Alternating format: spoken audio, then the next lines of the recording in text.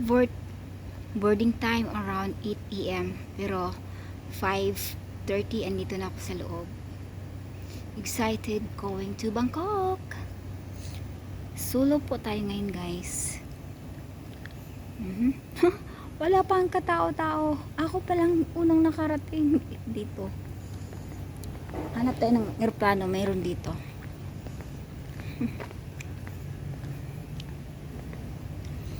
Ayun. Papalipad na yan.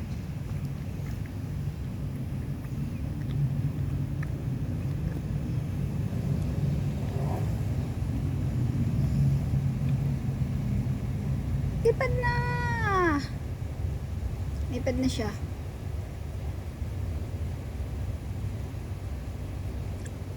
Lipad na siya. O, diba? Ganern lang yun, ganern. Hi! Ang sarap na akong naungoy. Bye! Hình đúng không?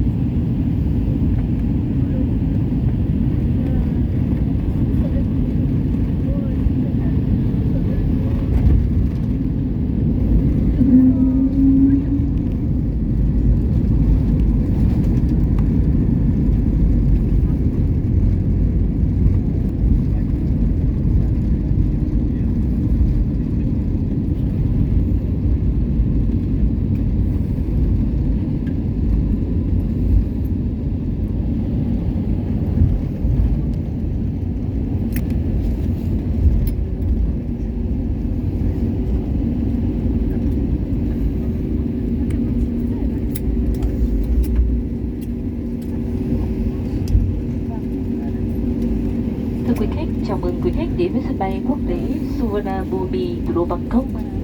Bây giờ là 10 giờ 40 phút sáng giờ địa phương, với nhiệt độ bên ngoài là 29 độ C. Quý khách lưu ý ngồi yên tại chỗ, cài chặt dây an toàn cho đến khi máy bay dừng hẳn và đèn hiệu cài dây an toàn đã tắt. Quý khách cẩn thận khi mở ngăn hành lý, kiểm tra kỹ tư trang và tuyệt đối không tự ý mở cửa máy bay. Hành khách sử dụng dây an toàn cho trẻ em vui lòng để tiếp viên trưởng Phạm Thu Hà và phi hành đoàn xin kính chào tạm biệt và hy vọng sẽ được đón tiếp quý khách trên những chuyến bay tới.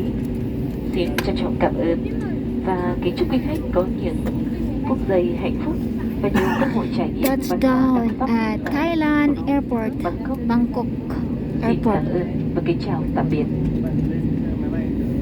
Dear passengers, welcome to Suvarnabhumi International Suvarnabhumi. Airport, Bangkok. It Suvarnabhumi. is now 10:40 a.m. local time. The outside temperature is 29 degrees Celsius. For the safety, please remain seated with the seatbelt fastened until the aircraft has come to complete stop and the false seatbelt sign has been turned off. Be careful when opening your overhead lockers to ensure the contents do not fall out, or do not leave any of your belongings behind. You are requested not to open the aircraft door unless instructed by the cabin crew. Please leave infant seatbelts in your seat or return them to cabin crew by the aircraft door. On behalf of Vietnam Airlines, a member of SkyTeam Alliance, Captain Kim Yu, Tripper Pham Phu Ha, and all crew members would like to say goodbye to you. We look forward to seeing you again soon. Thank you, and we wish you a happy time and many opportunities to experience the tea culture of Thailand. Once again, thank you and goodbye. mình học cảnh xe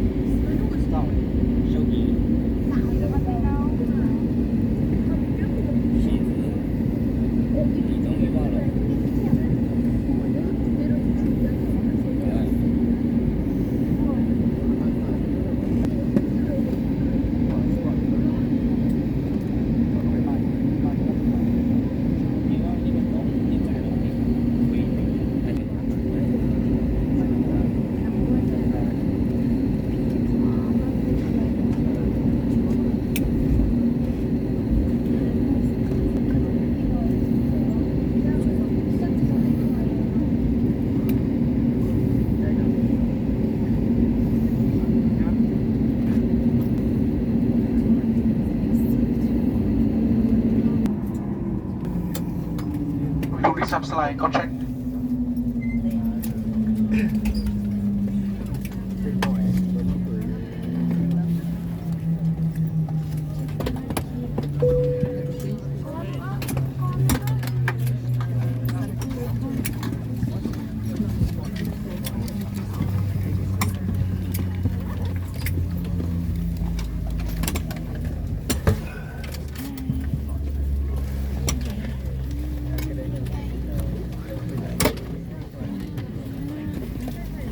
Okay.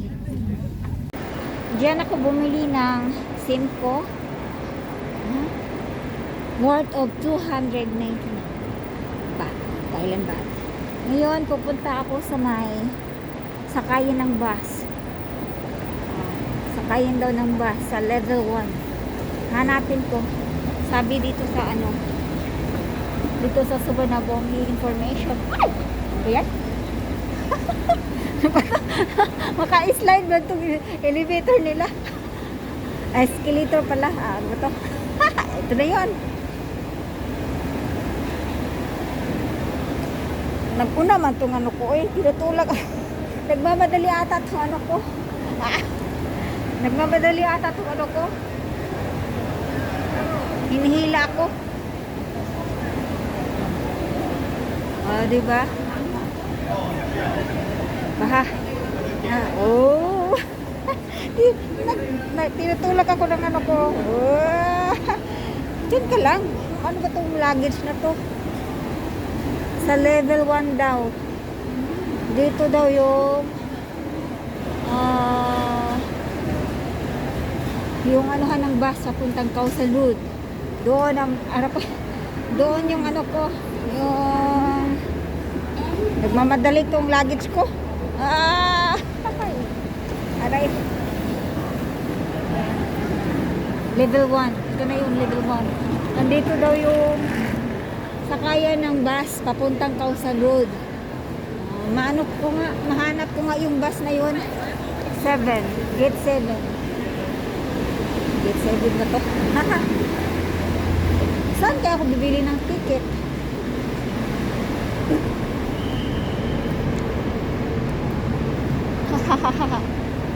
Aray. Okay. Hahanap tayo guys ng bus. Oh. Ikot-ikot tayo guys. Oh. Hahanap tayo ng bus. Habang magkahabad tayo ng bus, ikot-ikot muna tayo, okay? Nalula na ko kakaikot. Aray. Saan na ba yung bus? Bus. Nakalimutan ko yung sinabi ng babae ng klase yung bus yan ko. Okay.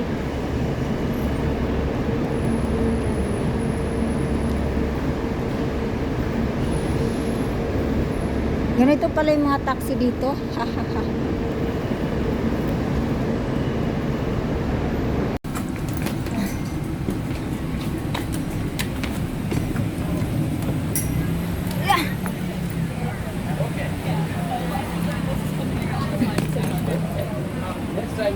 Yan. Sinasakit yung bus guys. Actually, hindi naman dito yung ano eh.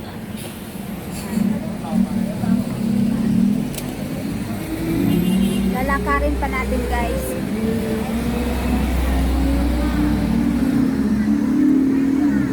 Kausan Road. Yeah.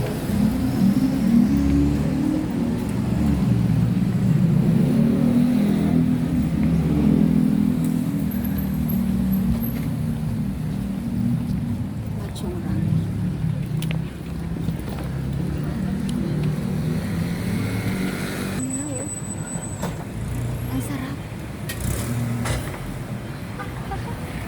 Ang sarap talaga. Ito yung gusto ko dito sa Kausan. Ito yung gusto ko sa Kausan guys.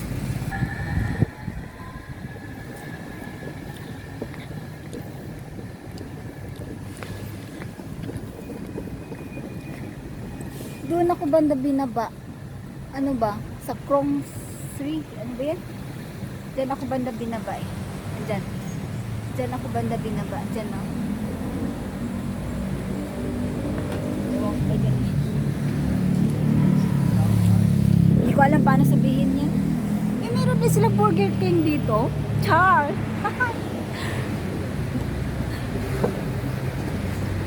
Daming pagkain dito eh. Tira lang wala.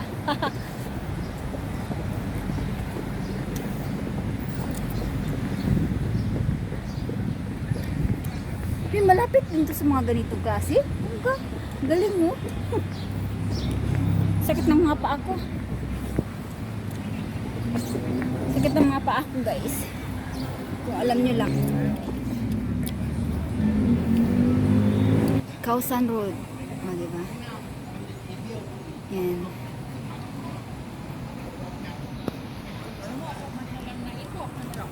Punta dito tayo nga side.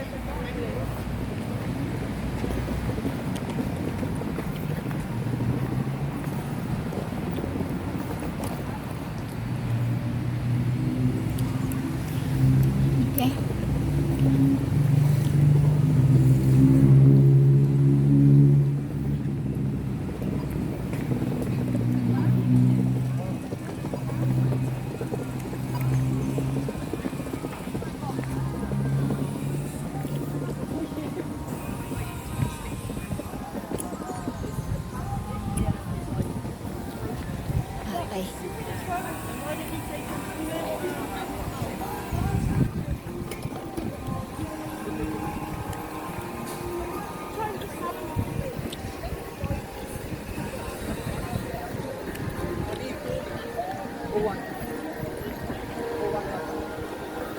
May McDonald's din pala dito.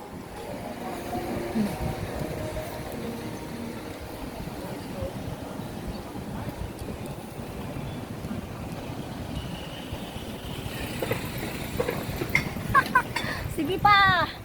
Bira pa more! Gala pa more!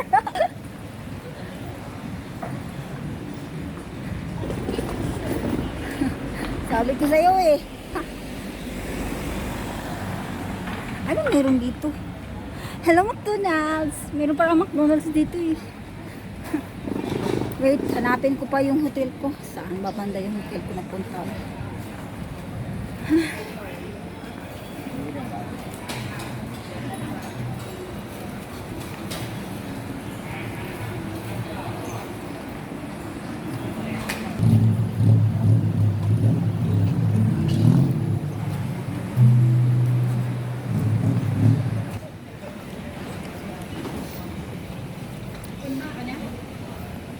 May mga bar.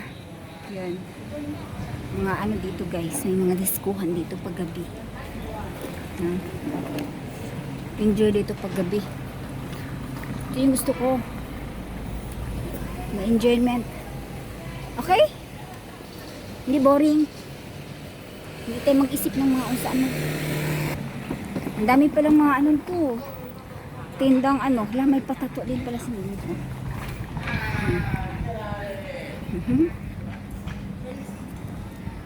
Okay.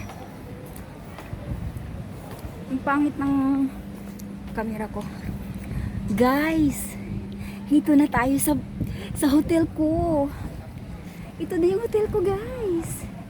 This is my hotel. I mean, my hotel. Dito ako nag-stay na hotel. Ayan. Okay? Asa tayo dyan? Narating ko din yung hotel ko. Marunong din pala ako. Katawa siya ko rin. Dito ako nag-stay guys. Nakakatawa. Tara guys. Pasok tayo.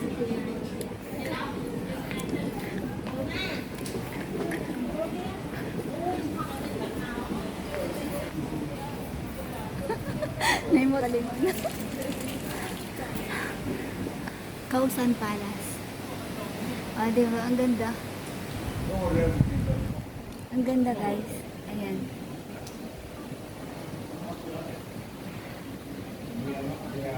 Bye-bye. Bye-bye. Bye-bye. Bye-bye. Hi.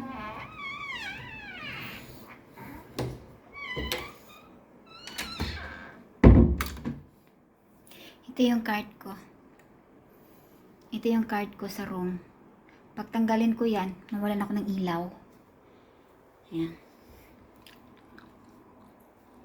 My room tour in Thailand. Bangkok. Hindi, Khao San Road pala to. Khao San Road po ako guys. Gusto kong mag-stay dito kasi meron po siyang night market. Enjoy din siya paggabi. Mahilig ako sa mga food trip. So, I-decide ako dito ako mag-stay. Okay?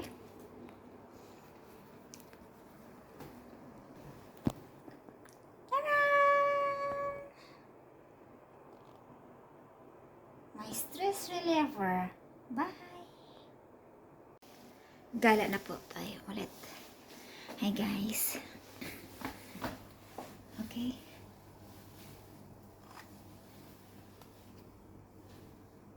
Card.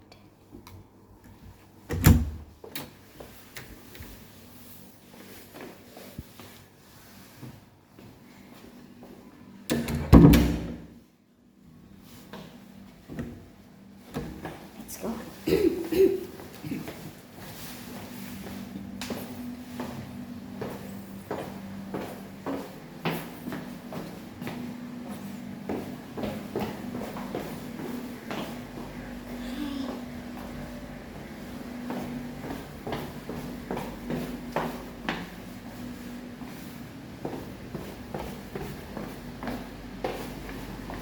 Nandito na yung sundo ko, guys.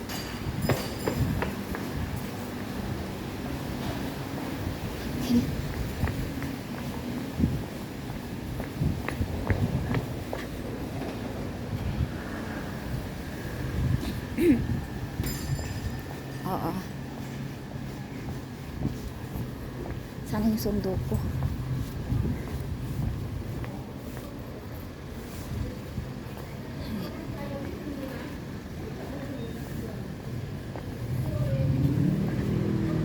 Ayan.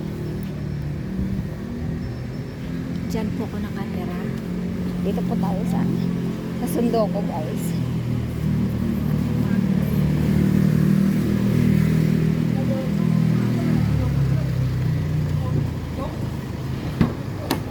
Morning po.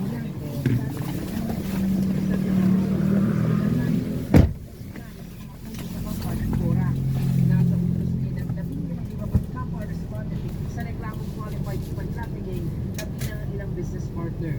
Kailangan ma-check ng immigration through freshly issued warrant of arrest, full departure order, or any kind of order to scrutinize ang kanilang mga documentation. In 200 meters, Dinagdagan naman ang turn right. respondent sa hihaing human trafficking complaint na nito sa 6 na bang akong pinago at 2 iba pang suspendido. Hindi raw may tatanggi ang Turn business right. interest group base sa mga nakalam na dugo. Dahil kaugnay nito,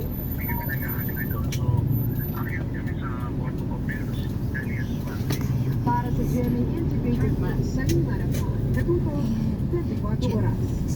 Sa gitna ng nakakaalarmang pagdami ng cyber attack, pinagtutuunan John Familia, a bit like what we do. In 300 meters, southbound, take the third exit. Then built into our defense cooperation.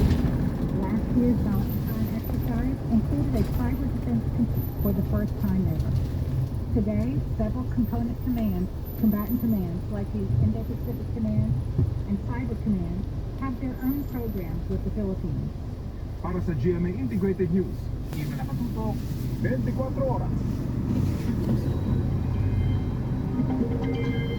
Mga kapuso, magpapatuloy ang malinsangang panahon pero may mga pag-ulan pa rin lalo sa hapon at gabi gaya ng naranas, posible pa rin mabuo ang makakapal na ulap na pagmumula ng thunderstorm.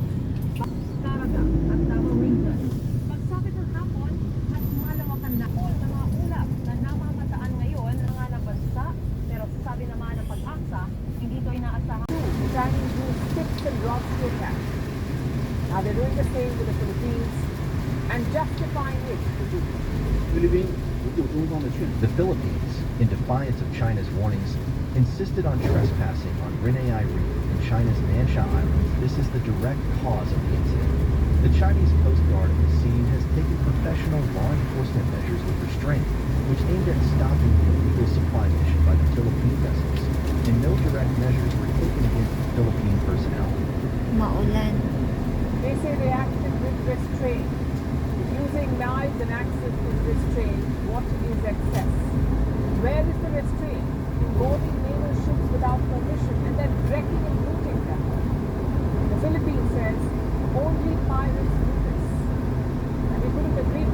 This is an act of aggression by China and they don't seem to be interested in de-escalating tensions. Over the weekend there was a fresh provocation. China introduced a new law that gives the Chinese Coast Guard sweeping powers and allows them to seize foreign ships and retain their troops. They can be kept in Chinese custody for up to 60 days, and that without trial. The Philippines is a clear target of this new law, and their president has issued a warning to China. If by a willful act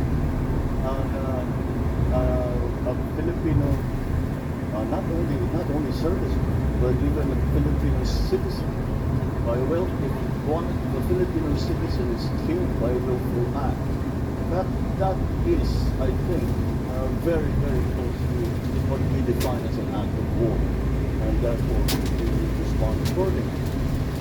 If the Chinese Coast Guard arrests any Filipino, it will be like an act of war. That's how President Marcos Jr. sees it. And he has support in Washington. The U.S. has condemned the Chinese attack. They called it, and I'm quoting, irresponsible and escalatory. The Americans have a defense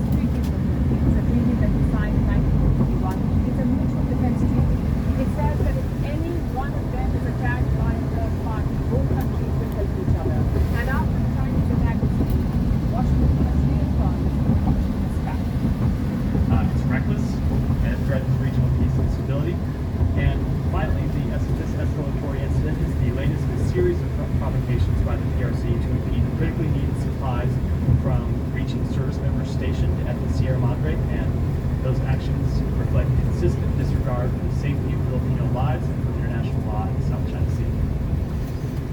Yesterday, Manila sent a message to Beijing urging China to avoid actions which endanger the lives of sailors. The Philippines says it wants a dialogue. But that cannot happen until Beijing dials down tensions on the high seas. The situation is still volatile. China needs to de-escalate and pull back its troops. Else we are heading into another conflict at one of the most dangerous flashpoints in the world.